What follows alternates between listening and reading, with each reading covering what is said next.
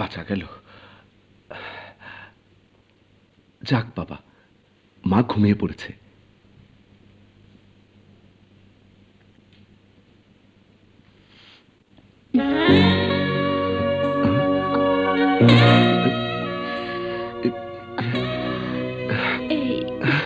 তুমি তুমি আমার রুমে কি করছো?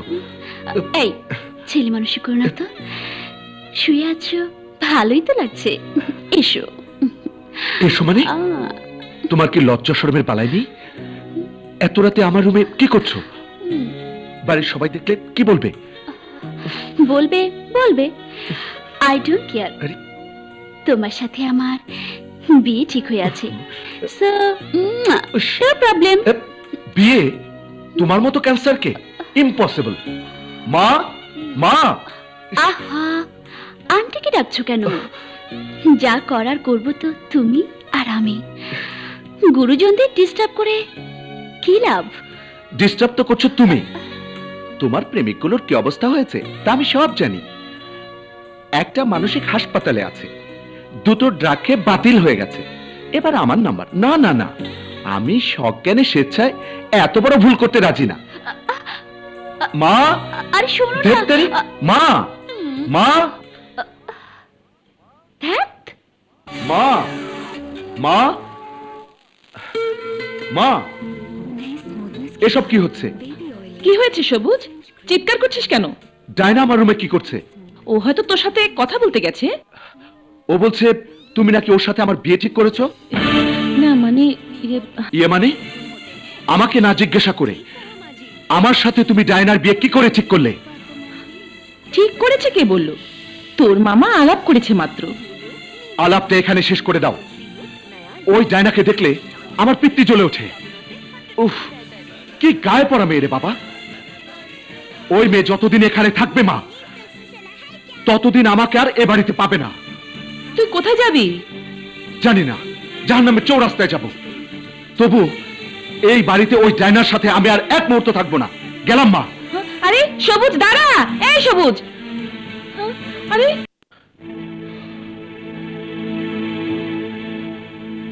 অসম্ভব। মা যতই বলুক, ওই মেয়েকে বিয়ে করা আমার পক্ষে সম্ভব নয়। রাজু, তুই আমাকে তোর সাথে তোদের গ্রামের বাড়িতে নিয়ে যাবি? সত্যি যাবি দোস্ত? যাবে না মানে? তোর সাথে গিয়ে তোর বোনের সাথে প্রেম করার এই সুযোগ সবুজ কোনোদিনই ছাড়বে না। কি? তাহলে তো তোকে আমার সঙ্গে নেওয়া যাবে না, সরি। মারবো এক চর। তুইও না, একটা মেয়ে মানুষের কথায় তুই তোর বন্ধুকে বিপদের মধ্যে ফেলে যাবি? প্লিজ দোস্ত, আমি কথা দিচ্ছি, তোর বোনের দিকে আমি ফিরেও তাকাবো না। সত্যি তাকাবি না তো? এই ঈশিতার কসম। আরে এই কসম খাওয়ার লোক পেলি না? Please Raju, please. ওকে চল, কিন্তু খবরদার আমার বড় ভাইয়ের সামনে যদি কিছু উল্টাপাল্টা করিস তাহলে কিন্তু তোকে একদম সত্যি বলছি বস, কিছু করব না। ঠিক আছে, নিয়ে যাবো। থ্যাংক ইউ দোস্ত। আমি তাহলে বড় ভাইকে ফোন করে জানিয়ে দিচ্ছি। কেন? তোর বড় ভাই কি তোকে কোলে করে বাড়িতে নিয়ে যাবে নাকি? না রে দোস্ত, আমাদের এলাকাটা অন্যরকম। কার উপর কখন বিপদ এসে পড়ে কেউ বলতে পারে না।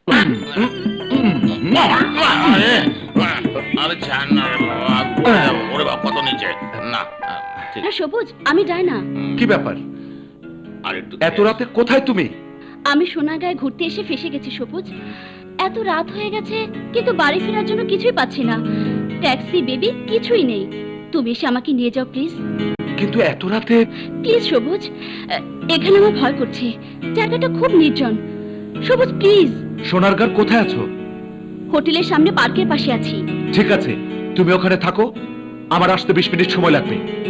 এই সাজ্জাদ, দাদু, দাদু পালিয়ে বেড়াচ্ছে। দাদু, আমার সাথে দাদু, আরে থামো বলছি। বাবা, পাহাড়ের উপরে উঠলাম নাকি? আর কি করছিস? বন্ধ করো, মাল বেরিয়ে যাবে।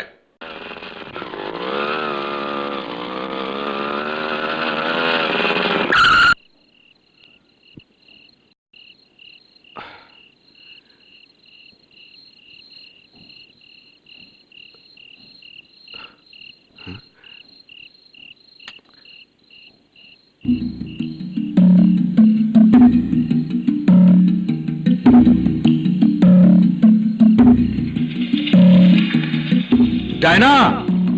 Diana, Diana.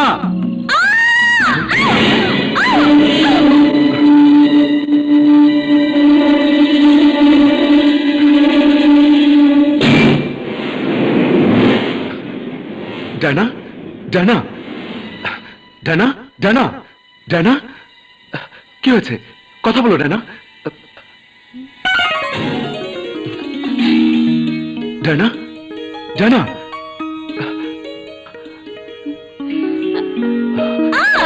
আরে, সবুজ, এই সবুজ,